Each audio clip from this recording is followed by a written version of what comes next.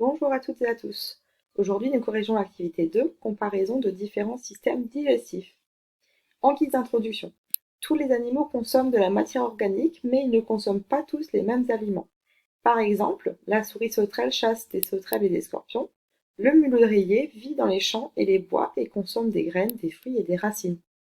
Donc, sur les photos, on voit ces deux animaux qui sont très proches, qui se ressemblent beaucoup.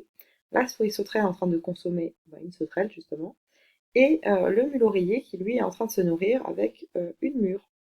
Donc deux animaux qui se ressemblent et qui pourtant n'ont pas le même régime alimentaire. D'où le problème, quelles sont les adaptations d'un animal à un régime alimentaire? C'est-à-dire, en quoi est-ce que le système digestif de l'animal est à relier avec ce qu'il mange? Donc, première consigne, montrer que le calcium est un élément minéral essentiel dans l'alimentation animale. Donc, on a un petit tableau qui nous présente le cas de 3 élevages de poules pour lesquels on a évalué les conditions d'élevage. Donc l'élevage numéro 1, c'est en plein air. Ensuite, on a un élevage en hangar et un autre élevage en hangar.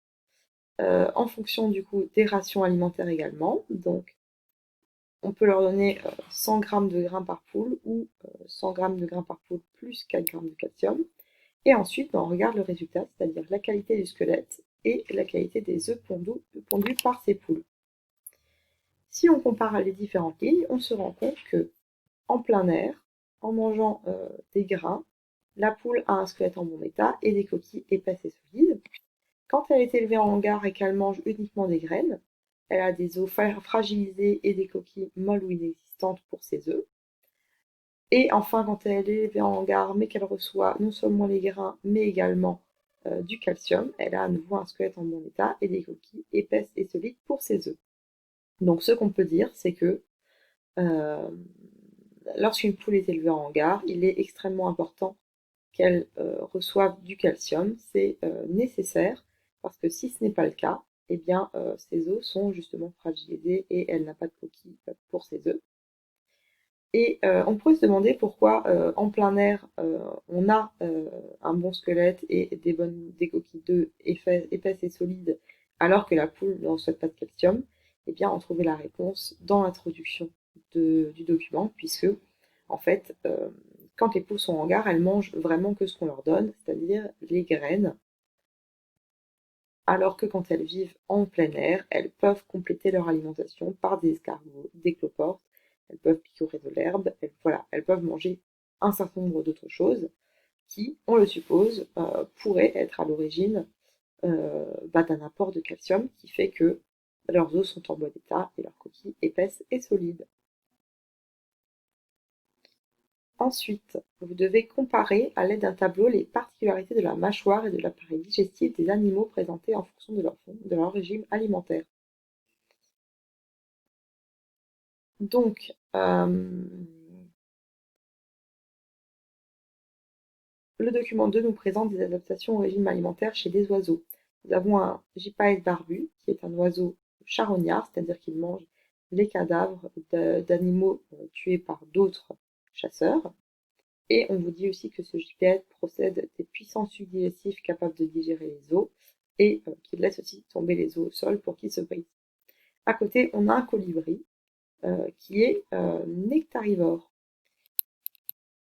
Et on constate que ce colibri du coup se nourrit du nectar qui est généralement au fond des fleurs et ça semble cohérent avec le bec long et fin qu'il possède pour aller jusqu'à récupérer ce qui se trouve au fond des fleurs.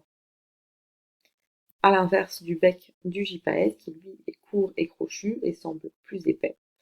Et on peut faire la supposition qu'un tel bec, ça peut aider à lacérer la chair, à déchiqueter la carcasse de l'animal pour pouvoir se nourrir.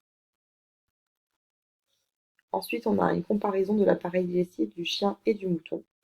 Et on vous y dit que les fibres végétales sont plus longues et difficiles à digérer que la viande. La majorité des mammifères herbivores présentent une région dans le tube digestif où des micro-organismes se développent et digèrent la matière végétale. Il s'agit du sécom ou d'un comportement de l'estomac. sur la comparaison, et bien déjà on va s'intéresser aux dents de nos deux êtres. Voilà. Donc là, si on regarde les radios des dents, on se rend compte qu'un chien carnivore possède des dents dans toute sa mâchoire, au niveau de toute sa mâchoire, contrairement au mouton. Il y a des dents ici, il y a des dents là, devant, en bas, mais il y a aussi des zones où il n'y a pas de dents. Les dents chez le chien semblent plutôt pointues, alors que chez le mouton, elles semblent plutôt plates. Surtout les dents de devant chez le chien, on a notamment des canines très acérées, alors que chez le mouton, en haut, il n'y en a même pas des canines, en bas non plus d'ailleurs, il y a uniquement des incisives qui sont de taille plus petite. On a des différences au niveau des dents. On a aussi des différences au niveau de l'appareil digestif interne, c'est-à-dire que là, on constate qu'il y a un estomac simple chez le carnivore, alors que l'estomac est compartimenté chez l'herbivore.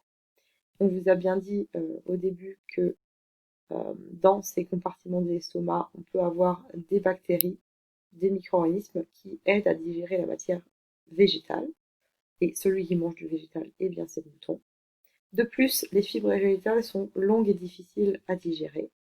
Donc, il y a besoin de temps pour les digérer.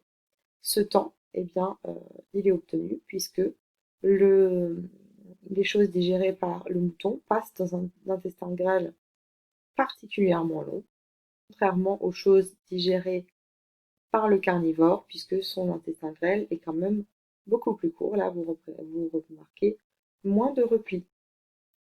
Donc, comment pouvait-on faire ce tableau? Eh bien, tout simplement, on avait 4 régimes alimentaires à étudier: charognard, nectarivore, carnivore, herbivore. D'ailleurs, on pouvait regrouper charognard et carnivore, puisque finalement le charognard mange de la viande, et le nectarivore et l'herbivore, on pouvait les séparer. Et donc, on avait 2 catégories d'adaptation, les adaptations de la mâchoire. Donc, dans un premier temps, la mâchoire chez un oiseau, ça constitue notamment le bec. Et donc là, on rappelle que le charognard a un bec épais, robuste, acéré, avec un bout crochu, alors que le nectarivore a plutôt un bec long et fin pour récupérer le nectar au fond des fleurs. Le carnivore a de grandes canines, il a aussi des dents nombreuses et acérées, alors que l'herbivore, au contraire, il a surtout des molaires et des prémolaires, donc des dents du fond de la bouche, pas de canines, et ce sont des dents qui sont plutôt plates, qui servent plutôt à mâcher longuement les fibres végétales, donc l'herbe qu'il mange par exemple. On a aussi des informations sur le tube digestif. Chez